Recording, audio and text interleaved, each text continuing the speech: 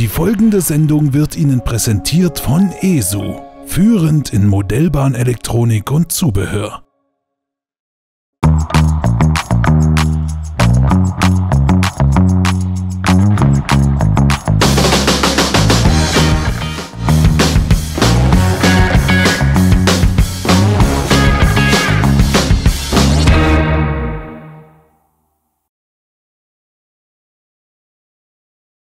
Willkommen, liebe Modellbahnfreunde. Ja, der erste Tag der Intermodellbau ist angelaufen und ich möchte natürlich ganz gerne den Rundgang jetzt bei Tillich fortsetzen. Das ist ja schon Tradition eigentlich gewesen und wir wollen diese Tradition ja wieder aufleben lassen.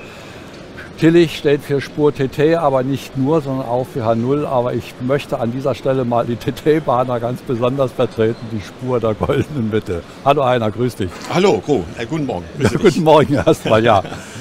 Wir sind natürlich alle sehr gespannt, liebe Freunde. Heiner hat ja ganz viele Neuheiten hier hingepackt und viele Infos für uns parat. Und da würde ich ganz einfach sagen, lasst die Spiele beginnen. Gerne.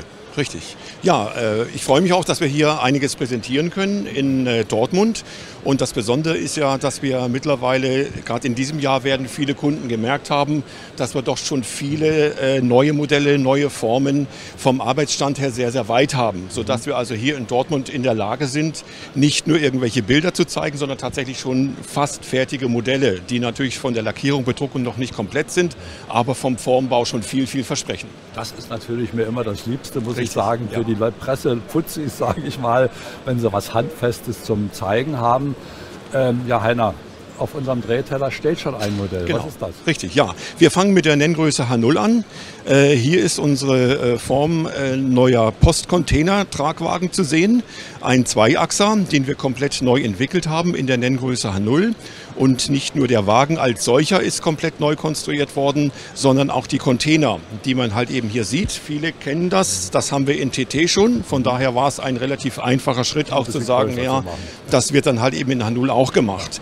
Dieser Wagen ist schon sehr, sehr weit in der Konstruktion, wird auch in diesem Jahr bereits in die Auslieferung gehen. Und für alle Interessierten, die hier nach Dortmund kommen können in den nächsten Tagen, vielleicht noch so ein Hinweis, wir haben in der Vitrine jede Menge Kleinteile, Spritzteile liegen, also dass man auch den sehr detaillierten Unterboden sich betrachten kann. Also dieser Wagen ist, wie gesagt, hoch detailliert und gerade für uns, auch für die Nenngröße 0, ein ganz wichtiges Modell. Kommen wir nochmal zu den Containern. Die sind ja nun völlig grau. Bleiben die so oder gibt es da noch wunderschöne Bedruckungen? Die Container, wie gesagt, die sind in ihrer Grundfarbe schon so. Die sind im leicht silbrig dann halt eben gehalten. Die bekommen natürlich noch Bedruckungen drauf. Das ist bei diesen Containern halt eben weitestgehend Beschriftungen, die drauf sind. Ja. Aber wir haben natürlich auch noch andere Containerformen, neue Container, die wir jetzt selber bei uns ins Sortiment mit reinnehmen. Und die sind natürlich dann halt eben so, wie es Vorbild das hergibt, teilweise bunt bedruckt, mit vielen Beschriftungen versehen. Also da auch werden wir, was die Container dann halt eben betrifft, uns sehr, sehr nah ans Vorbild ranwagen. Denn die Bahn ist ja bunt und ich denke, so ein Epoche 5 Wagen, der auch in der Epoche 6 Wagen Epoche 6 fahren kann, mein Gott, mach mal langsam. Genau, richtig, aber wie gesagt, der ist nah am Vorbild und auch die Container werden wir entsprechend gestalten. Ja. Wir haben auch hier auf der Messe in der Vitrine 2, 3, 4 Varianten stehen, also es gibt halt eben auch Flüssigkeitscontainer, es gibt 40 Fuß, es gibt 20 Fuß Container, unterschiedlich von den Seiten gestaltet her, mit mehr Rippen, mit weniger Rippen. Wir haben hier nochmal 2 Exemplare, die man halt eben auch sieht. Ja. Also dort haben wir auch eine ganze Reihe noch an Containern, die wir natürlich auf unseren Wagen zukünftig in unterschiedlichsten Art und Weisen dann halt eben auch zeigen wollen und auch dem Kunden natürlich zugänglich machen wollen. Das ist ja natürlich auch eine schöne Sache, muss ich sagen. Nicht, dass ich den Flachwagen bei dir kaufen muss und den Container ganz woanders. Das war auch der Gedanke daran, dass wir den Kunden, was das betrifft, rundum versorgen. Ja. Wie gesagt, man muss halt eben ja immer schauen, was man alles noch an interessanten Dingen machen kann. Und ich denke mal, dass wir uns mittlerweile ja auch in H0 bei den Modellen irgendwo einen Namen gemacht haben. Ja. Und das wollen wir natürlich halt eben auch mit solchen Zubehörteilen im Prinzip dann halt eben auch weiterführen. Genau. So, das waren die beiden H0 Neuheiten sozusagen, die du uns heute präsentierst, natürlich auch den Zuschauern zu Hause. Und Heiner hat es ja schon gerade ganz richtig gesagt, kommen Sie nach Dortmund, wenn Sie in der Nähe wohnen oder mit dem Deutschland-Ticket, 49-Euro-Ticket, kommen Sie einfach nach Dortmund. Es lohnt sich ganz bestimmt auch hier bei Tillich vorbeizuschauen. Denn wie gesagt, mir blutet immer so ein bisschen das Herz als Modellbahner, wenn wir hier vor diese vielen schönen Modelle sehen. So viel Geld kann man gar nicht verdienen, habe ich immer gesagt, aber es ist schön. Ja, nun kommen wir zur goldenen Spur, nicht zur goldenen Spur, sondern Spur der Mitte, die TT. Ja, das ist eigentlich richtig. euer Kerngeschäft gewesen, Genau. Ja. und das soll es ja auch noch sein. Es ist auch so, sage ich mal, von der Ausrichtung her ist es natürlich so, dass dort unsere Wurzeln halt eben liegen und wir natürlich durch entsprechende, ich sag mal so, Änderungen, auch natürlich H0 vor vielen Jahren, Anfang der 2000er Jahre halt eben mit dazu bekommen haben, das nicht vernachlässigen wollen, aber wie gesagt, das Hauptaugenmerk liegt eben auf der Nenngröße TT, einfach weil wir halt eben dann dort der größte Hersteller halt eben sind und dass wir dort eben, wie gesagt, einen relativ oder einen sehr, sehr großen Kundenkreis halt eben haben, der von uns auch erwartet, dass wir jedes Jahr auch neue Sachen halt eben darstellen, präsentieren und für die Kunden dann auch verkaufen. Und ich gehöre dazu. Musste jetzt mal gesagt werden. Das ist in Ordnung. Das ist in Ordnung. So, ich hatte ja vorhin gesagt, liebe Freunde, es gibt ja so gewisse Lok-Klassiker. Ja, wir hatten ja die E03 gesehen, was ja schlichtweg eine Maschine ist, die wirklich irgendwo in den Raum gehört. Jetzt wollen wir natürlich keine E03 in TT präsentieren, sondern einen anderen Lok-Klassiker, der unheimlich viel Freunde gefunden hat mittlerweile, ob altbelüftet oder neu belüftet. Jetzt kommen wir schon langsam der Sache näher. Ich sag mal den Spitznamen ganz einfach, die Ludmilla. Genau, richtig. Ja, das ist eine unserer Hauptformneuheiten, die wir in diesem Jahr präsentieren können. Ich denke mal, man sieht jetzt hier das Modell, es sieht schon sehr, sehr komplett aus. Und zwar komplett auch in den ganzen unterschiedlichen Varianten, die wir halt eben anbieten. Wir haben ja bei uns in der Vitrine 2, 3 weitere halt eben noch stehen. Wir haben auch für die Kunden zur Präsentation, zur Informationsweitergabe eine Präsentation vorbereitet, die auf einem Tablet hier nebenbei in der Vitrine halt eben läuft, wo eben genau der Detailreichtum dargestellt wird, den wir in dieses Modell, in diese Baureihe reingelegt haben. Und das war auch ja zur Neuheitenveröffentlichung auch sehr häufig die Frage, die Kritik von vielen Kunden her. Das ist ja ein Modell, was es im TT-Markt halt eben schon gibt. Ja. Warum wir denn sowas machen? Und da kann man einfach nochmal die eine Information nochmal mit dazugeben, wo wir uns entschieden haben, diese Lok ins Sortiment zu nehmen. Das ist vor 3 Jahren, glaube ich, gewesen. Da war es gerade so bei dem bekannten Hersteller, bei der Firma Rocco, die dieses Modell ja schon jahrelang im Sortiment hat, war die Entscheidung mal wieder getroffen, dass man sich TT nicht mehr widmen möchte. Also im Prinzip das TT-Sortiment bei der Firma halt eben rausgenommen wird. Und das war für uns der Anlass zu sagen, wir waren der Meinung, dass diese Lok deutlich mehr bietet, als was bislang der Kunde dann halt eben hat kaufen können. Genau. Und deswegen haben wir uns diesem Projekt dann halt eben zugewidmet und uns dann damals entschieden, das ist auch schon, wie gesagt, vor 3 Jahren her, das auch tatsächlich durchzuführen, zu machen. Und daraus sind eben dann auch die Variantenreichtum halt eben entstanden. Wir haben, ich glaube, 13, 14 unterschiedliche Gehäuse in ihren unterschiedlichsten Ausführungen. Ja, ich sag mal so, die in Kombination in den Formen natürlich unterschiedlich dargestellt werden können. Wir haben 4 oder 5 unterschiedliche Dachvarianten. Die Anbauteile von Lüftern, Schneeflug sind sehr, sehr unterschiedlich. Die ganzen Lüftergitter, die an den Seiten dann halt eben sind, wenn wir jetzt gerade vorne die Front halt eben sehen, es gibt Fenster mit Rahmen, es gibt Fenster ohne Rahmen. Also dieser Variantenreichtum, die wir halt eben in diese Modelle mit reingebracht haben, das ist halt eben dann jetzt das Neue, auch für die TT-Kunden her. Also wenn Sie eine Lok von der Firma Rocco schon haben, dann werden Sie von unseren Loks, wie gesagt, sehr, sehr viele unterschiedlichste Varianten kennen. Und das ist das, was wir halt eben meinen, was auch ins TT-Sortiment gehört und zwar auch dauerhaft gehört. Und vor allen Dingen bei einer neu entwickelten Lok kommt ja auch die neueste Technik rein, die neuesten Erkenntnisse aus der Elektronik, sodass das ja auch ein Stück weitere Entwicklung ist gegenüber der Lok von Rocco zum Beispiel. Genau. Und vor allen Dingen diese Lok bietet ja auch ein unheimliches Potenzial an Bedruckungsreichtum. Man sieht ja, man kann sie ja Deutsche Reichsbahn machen, man kann Nachwendezeit machen. Genau. Und vor allen Dingen jetzt die privaten EVUs, die in Größenordnung diese Lok zum Beispiel fahren. Richtig. Also da habt ihr ein richtiges Betätigungsfeld. Das ist richtig und das ist ja auch der Grund gewesen, beziehungsweise natürlich auch ein weiterer Grund, warum wir dieses Projekt dann halt eben dann jetzt umgesetzt haben. Eben wie gesagt, die Vielfalt, die es ermöglicht, die unterschiedlichen Varianten, Bedruckungsvarianten, die halt eben in diesem Modell halt eben stecken, sodass wir sagen, in den nächsten 4, 5, 6, 7, 8 Jahren, die Ideen sind alle da. Wir werden es umsetzen oder wir wollen es natürlich dann halt eben auch alles umsetzen und wir haben haben jetzt seit Ende Januar sind ja die Neuheiten veröffentlicht und wir haben jetzt natürlich per Ende März einen kurzen Umschnitt gemacht und haben geguckt, wie sind so die Vorbestellungen her. Also nach unserer Ansicht her, was wir an Vorbestellungen haben für diese Loks, sind der Kunde überzeugt worden, der Kunde hat bestellt und wir sind sehr, sehr zufrieden und deswegen, wie gesagt, wir werden in den nächsten Jahren ganz viele von diesen Modellen im Sortiment bei Tillich haben. Davon bin ich fest überzeugt. Ja. Ja. Jetzt kommen wir natürlich zu einer weiteren Neuheitenvorstellung, liebe Freunde. Ich sag's mal so, am Anfang wurden diese Wagen oft belächelt, als es noch die beiden deutschen Staaten gab. Die Doppelstockwagen waren im Westen, sage ich mal, nicht so unbedingt in. Gab es die ja auch noch nicht. Der größte Hersteller von Doppelstockwagen war damals der Waggonbau Görlitz. Da kommen auch diese Grundideen her. Heute bieten mittlerweile alle Hersteller Doppelstockwagen an. Und nicht nur alle Hersteller, sondern ein ganz besonderer, nämlich auch Tillich für die Spur TT. Genau, richtig. So. Mit diesen Doppelstockwagen bieten wir natürlich den Kunden etwas für die modernere Bahn eben an. Das ist auch mittlerweile in TT ein lang gehegter Wunsch gewesen, diese Doppelstockwagen umzusetzen. Wir haben ja bereits Doppelstockwagen bei uns im Sortiment, die alten Reichsbahner dann halt eben her, dann die älteren Varianten mit den Hocheinstiegen und der Wunsch der Kunden ist auch schon etwas älter, neben auch moderne Bahn eben diese Doppelstockwagen dann zu machen. Und wir haben das ja, ich glaube, in den letzten 3-4 Jahren öfter mal so in den Neuheitenprospekten mal angekündigt mit einem Vorbildfoto oder dann schon mal mit der Zeichnung und sowas alles. Genau, so. Und da kam schon immer Reaktion her, naja, jetzt wird es dann wohl dann doch passieren. Ja. Und jetzt tatsächlich, es ist dann halt eben passiert.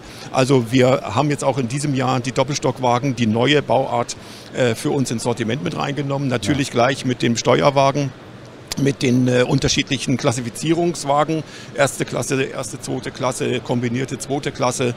Also auch das ist alles in diesen Neukonstruktionen mittlerweile drin. Wir haben unterschiedlichste Inneneinrichtungen, die wir halt eben auch dann da in diese Modelle mit einbauen. Also ich denke mal, auch das ist gerade für die Freunde der modernen TT-Bahn ein Modell, was wir zukünftig dann halt eben auch, ich denke mal, sehr gut verkaufen können. Und in welcher Bedruckung werden die kommen? In der klassischen DB-Bedruckung, also rot, oder gibt es da auch schon andere, gibt ja auch andere Möglichkeiten? Richtig, also wir beginnen jetzt ja mit dem, was für uns regional am naheliegendsten ist, also jetzt nicht regional in Dortmund, sondern regional bei Sebnitz, halt eben des VVOs, das halt eben mit dieser roten Farbgebung eben her, das ist natürlich dann das, was bei uns vor der Haustür quasi rumfährt und das ist dann natürlich dann der Beginn, aber wir werden natürlich alle möglichen Farbvarianten, die es zukünftig halt eben dann gibt, die werden wir natürlich ins Sortiment mit reinnehmen. Also nachdem der Veröffentlichung halt eben war Ende Januar, kamen natürlich wieder die Wünsche, aber warum das und nicht das und das und das? Ich kann beruhigen, das wird alles kommen. Es wird alles, sag ich mal, im Laufe der nächsten Jahre im TT-Sortiment zu finden sein. Das ist immer schön, diese Ankündigung, muss ich sagen, dann freut man sich immer auf die nächsten Jahre. Ich höre jetzt schon wieder im Hintergrund, das ist ja toll, wann ist denn damit zu rechnen, der Steuerwagen oder was? Wann rechnest du damit, dass dann... Also wir sind jetzt dabei, dass wir dann Richtung Herbst mit den größten Teilen der Formvarianten wirklich so weit sind, dass wir die in die Auslieferung geben können. Das ist auch der Grund, warum wir halt eben hier in Dortmund zum Beispiel viel schon zum Anfassen zeigen können. Ja. Weil wir vom Entwicklungsstadium her über die Konstruktion, über den Werkzeugbau darüber hinaus sind und im Prinzip die meisten Teile, das ist jetzt noch ein 3D-Druckteil, aber wie gesagt, auch dort gibt es bereits Abspritzungen aus den Formen her so weit sind, dass wir jetzt quasi die Formen im Bereich der Fertigstellung halt eben haben. Und der Schritt der Produktion ist ja dann gar nicht mehr so groß, sondern die ganzen Vorarbeiten, das ist halt eben das, was sich sehr in die Länge teilweise dann halt eben zieht oder durch Probleme sich noch mehr in die Länge zieht. Wir haben da ja auch noch ein paar Beispiele bei uns im Sortiment. Aber wie gesagt, alles, was wir jetzt schon gezeigt haben und was wir zeigen werden, wird auch Richtung drittes, viertes Quartal auch dann in die Auslieferung halt eben gehen. Kleine Weihnachtsfreude, Vorfreude. Auf alle Fälle. Wie gesagt, auch zu Nikolaus. Geben es eigentlich her, muss ich sagen. Auch zu Nikolaus, wie gesagt, da kann man bestimmt auch schon das eine oder andere in den Stiefel stecken. Da freuen wir uns natürlich alle sehr. Dann kommen wir natürlich zu einem weiteren Wagen. Das ist ja ein Thema, was ihr schon die ganze Weile verfolgt, auch in H0. Ich sage nur den Pianist, den Axel Zwingenberger zum Beispiel, der ja eigentlich Eigentümer dieser Wagen ist, ist noch. Genau, ja, richtig. So, dieses Thema habt ihr auf TT umgesetzt? Ja, nicht nur in TT, auch in H0. H0. Und wir haben da ja seit 2016 haben wir mit dieser ganzen Geschichte angefangen. Damals mit einem Ergänzungsset als Vorbereitung dann halt eben dann für dieses große Projekt, was dann halt eben in TT und in H0 so richtig seit 2017 gestartet hat. Und wir sind jetzt dabei, 6 Jahre später, dass wir in TT diese Serie dann auch abschließen wollen. Und zwar jetzt hier mit einem Zweierset. Und da ist als Formvariante oder Formneuheit dieser Autotransportwagen drin. Ich wollte gerade sagen, nicht, dass Sie denken, dass das ein Packwagen ist oder ein Postwagen in Verhinderter. Nein, die gab es tatsächlich, dass die Oberen ihre Autos im Zug mitgenommen haben. Genau, richtig. Und zwar wurde dazu dann halt eben entsprechende Gepäckwagen oder Personenwagen umgebaut. Das heißt, das sieht man jetzt am Modell, kann man sich das auch etwas genauer dann noch anschauen. Ja. Dort haben wir im hinteren Bereich, ist es ja so vom Original gewesen, gebaut worden, dass diese eine Stirntür geöffnet werden konnte. Und dann wurde über eine Rampe die PKWs, die man mitgenommen hat, dann halt eben in den Wagen reingeschoben. Und der stand dann irgendwie auf irgendwelchen Schienen oder Spurrillen, wurde er eben dann reingeschoben und dann gesichert und die Tür war wieder zu. Und so war immer ein fahrbares Objekt halt eben mit dabei. Und das haben wir jetzt in diesem Fall auch hier im Modell nachgebildet. Wobei natürlich im Modell sich die hinteren Klappen nicht öffnen lassen. Also man kann keinen Wagen rein und raus tun. Das wäre es doch jetzt. In dem Fall eine Beladeszene nachbauen. Aber wie gesagt, das ist dann halt eben dann wieder ein Sprung zu weit. Und wir wollen eben mit diesem Wagen hier in TT auch dann die Serie jetzt dann damit beenden lassen. Wie gesagt, seit 2017, 6 Jahre läuft die schon. Und ein kleiner Hinweis noch dazu, wir haben ja halt eben gesagt, dass wir für jedes gekaufte Set 10 € an die Stiftung Kultur auf Schienen von dem Herrn Axel Zwingenberger dann halt eben spenden werden. Und mittlerweile in TT und in H0 ist über den Verkauf sind über 83.000 € zusammengekommen. Und wir haben auch hier auf dem Stand ein Plakat dann halt eben stehen, wo kurzer Hinweis ist, was auch mit diesem Geld geschehen ist. Also da hat der Axel Zwingenberger uns einiges an Fotos und Texten zur Verfügung gestellt, damit wir den Kunden eben informieren können, was er für einen Beitrag geleistet hat, damit die Originale weiter bestehen werden. Das ist eine gute Sache, finde ich. Ja, hat uns auch gefreut, dass es so gut angekommen ist, weil das ist ein stolzer Betrag, der zusammengekommen ist. Genau, ich meine, es wird ja in der Instandhaltung oder in der Pflege des historischen Erbgutes unterwegs ist, sage ich mal, es ist verdammt schwierig heutzutage, das auch geldlich zu stemmen. Deswegen finde ich das eine tolle Sache. Und vor allen Dingen, was man immer mit sagen muss, es ist ja nicht damit getan, dass man ein bisschen Holz kauft und einen Topf Farbe, sondern das ist Wahnsinn, dass wie gesagt, bis auf die ganzen Teile, die ja dann halt beweglich sind, für den Betriebszustand notwendig sind, die ganzen Untersuchungen, die gemacht werden müssen. Und das ist ja halt eben das, was tatsächlich so viel Geld verschlingt. Und da sind dann die 83.000 € auch wieder nur ein Tropfen auf den heißen Stein. Aber er hilft. Es ist zumindest ein Beitrag, den alle Kunden dazu gemeinsam geleistet haben. Siehe VT 1618, den Sie jetzt gerade auch instand halten, sich immer wieder verzögert. Wir alle fiebern mit, aber wir hoffen, dass er im Herbst rollt. Richtig. Apropos rollt, jetzt kommen wir zu etwas moderneren Fahrzeugen. Ist auch ein Klassiker mittlerweile, sage ich mal, diese Lok. Ja, der Vectron in seinen unterschiedlichsten Ausführungen. Wie gesagt, als E-Variante, als Diesel-Variante, kombinierte Variante. Und letztes Jahr in Berlin vorgestellt worden auf der InnoTrans, dieser Smart Vectron. Der entsprechend vorne mit einer anderen Bühne dann halt eben versehen worden ist, mit Kuppeleinrichtungen und so etwas, der, ich sag mal so, jetzt optisch gar nicht so viel Neues beinhaltet, außer eigentlich die vorderen Anbauteile, aber trotzdem ein ganz anderes Bild halt eben abgibt. Also der sieht tatsächlich deutlich anders aus, als was man dann die anderen Vectrone halt eben kennt. Und auch hier haben wir bereits schon Muster. Das heißt, man sieht jetzt dann halt eben dann da die Bühne, die automatische Kuppeleinrichtungen, so etwas, die halt eben dann zum Rangieren dann halt eben notwendig ist. Das ist für uns eine Formvariante, also eine Erweiterung dann halt eben des Angebots, was wir an Vectron bereits in TT im Sortiment haben. Finde ich eine gute Idee, aber ich war ein bisschen irritiert von der Kupplung von, wo ich sage, ist das Ding jetzt degradiert zur Rangierlok? Nein, ist es nicht. Ja, dann haben wir natürlich, kommen wir jetzt im TT-Bereich in den Wagenbereich. Auch da gibt es Neuheiten. Und da fangen wir, glaube ich, mit dem Staubsilowagen an, wie ich das gesehen habe. Da ist er. Ja, also wieder ein neues Modell. Und auch wieder so weit, dass wir hier, was Formen betrifft oder Teile betrifft, die aus diesen Formen sind, kurz vor Final sind. Das heißt also, der ist eigentlich schon fast zur Produktion dann halt eben soweit serienreif. Und man sieht hier den vierachsigen Staubsilowagen mit 4 Behältern. Wir sehen auch hier allein schon wieder von den ganzen Auftritten zu den Behältern hin, von den Leitern hin, von den ganzen Anbauteilen, die da sind, wie detailliert auch dieses Modell eben wieder geworden ist, was aber ja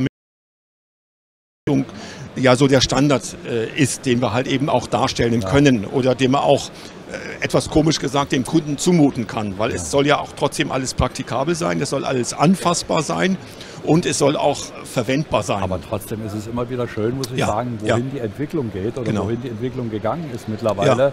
Dass auch im TT-Bereich, TT war ja, ich kenne es ja auch zu DDR-Zeiten noch nie so doll detailliert, aber was heute alles möglich ist, was man alles machen kann. Aber es birgt auch die Gefahr, wenn ich es anfasse. Ja, und deswegen sind wir eigentlich bei uns, das haben wir ja schon auch bei den preußischen Personenwagen zum Beispiel dann halt eben gemerkt oder auch gesagt, dass wir eigentlich technisch jetzt am Limit angekommen sind.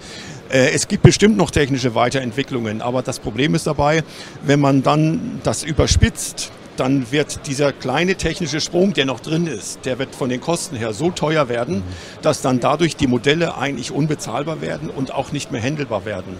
Weil wir müssen uns überlegen, so ein Wagen, ich schätze mal, der wird aus 40, 50, 60 Teilen bestehen und zum Schluss müssen sie alle irgendwie zusammenpassen. Die müssen zusammengebaut werden und das muss man ja auch immer in der Konstruktion mit berücksichtigen, in der Entwicklung von Modellen, dass man, wie gesagt, nicht tagelang an so einem Wagen sitzen kann.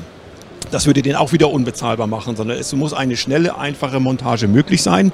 Und deswegen sind wir meines Erachtens auch bei diesem Wagen, wie beim Vectron oder bei den preußischen Reisezugwagen, an einem gewissen Punkt angekommen sind, wo wir sagen, ja, technisch wollen wir nicht mehr weitergehen, das würde keinen Spaß mehr machen. Weil es ist Handarbeit letztendlich. Es ist Handarbeit, ja, genau. Das muss man immer dazu sagen. Genau, richtig. Das ist auch das Teure bei den Lokomotiven zum großen Teil, weil das auch manche Modellbahner nicht nachvollziehen können. Oh, warum kostet das schon wieder so viel und warum so viel? Das ist nochmal ein guter Hinweis dann halt eben her, weil wir haben eben festgestellt, dass viele Kunden tatsächlich eine andere Vorstellung haben, wie Modelle produziert werden.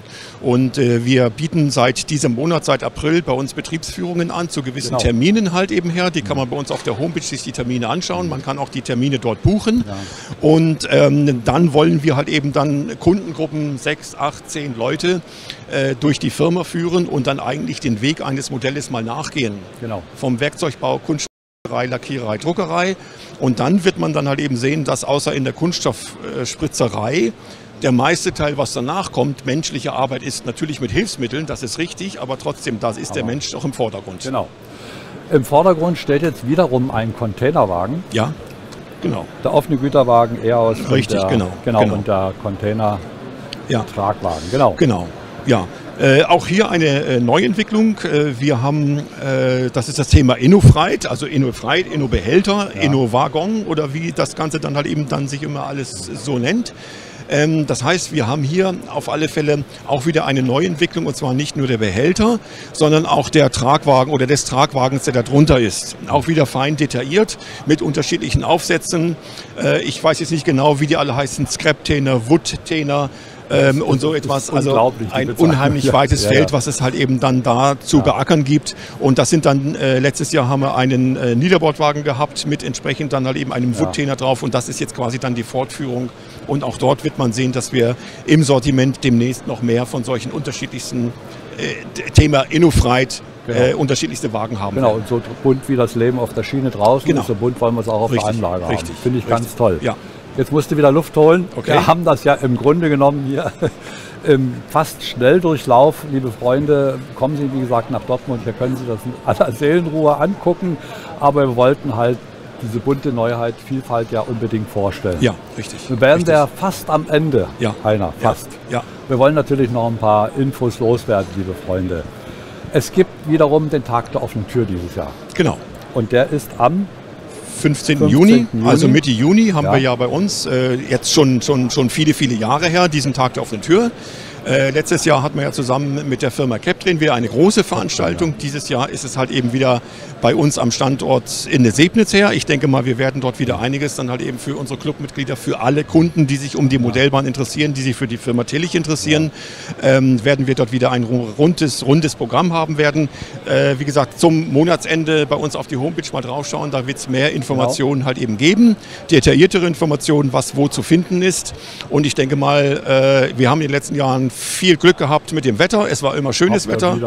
Und von daher, wie gesagt, gehen wir davon aus, dass es dieses Jahr auch wieder klappt. Ja, wer das also noch genau wissen will, wie gesagt, die Website von Tillich steht Ihnen zur Verfügung. Da finden Sie alle Infos und auch die Dinge, die wir heute hier benannt haben zum Nachlesen. Sicherlich auch dann die Auslieferdaten des einen oder anderen Wunschmodells, was Sie auf der Liste haben. Ganz schnell nochmal im Schnelllauf. Es wird also beim Tag der offenen Tür einen Workshop geben. Tillich TT Club, Familienfest auf dem Tillich Firmenhof, Kinderspielparadies, Sonderverkauf, Werksbesichtigung, also das volle Programm. Kann ich Ihnen nur empfehlen. Es sind zwar immer viele Leute da, aber es macht trotzdem Spaß. Genau, richtig. Genau. Und die vielen Leute machen es ja auch wieder besonders dann. Ja. Richtig. Zum Schluss möchte ich natürlich noch etwas anderes präsentieren. Jetzt haben wir das hier. Ja. Arbeitsstand ist ja immer die Frage der Mallet. Genau. Wir haben es mal hier als kleines Bild. Wir haben auch in unserem Neuheiten und in unserem neuen Katalog auch dort entsprechend jetzt die aktuellen CADs abgebildet. Also der H0 Schmalspurkatalog ist hier ab Dortmund neu und kann erworben werden. Dieses Projekt ist von uns nicht vergessen worden, aber es hat sich im Laufe des Projektes gezeigt, dass die Umsetzung der Mallet sehr, sehr kompliziert ist und wir tatsächlich die Zeit, die wir benötigen zur Konstruktion, deutlich unterschätzt haben. Wir sind jetzt dabei und die Konstruktion, die eigentlich schon seit einiger Zeit fertig ist, nochmals zu überprüfen. Weil der Teufel steckt tatsächlich wirklich dort im Detail und man muss sich überlegen, die Lok ist ja nur knappe 10 cm lang. Was da alles rein muss und auch draußen von den Anbauteilen also dran muss. Teile, mit den beweglichen Teilen drin, mit den ganzen Leitungen, die oben auf den Kesseln sind. Das hat dazu geführt, dass wir, wie gesagt, sehr, sehr in Zeitverzug sind. Aber ein Hinweis darauf, wie gesagt, die Konstruktion ist in der letzten Überprüfung her. Und wir werden die Lok im nächsten Jahr in die Produktion geben und geben können.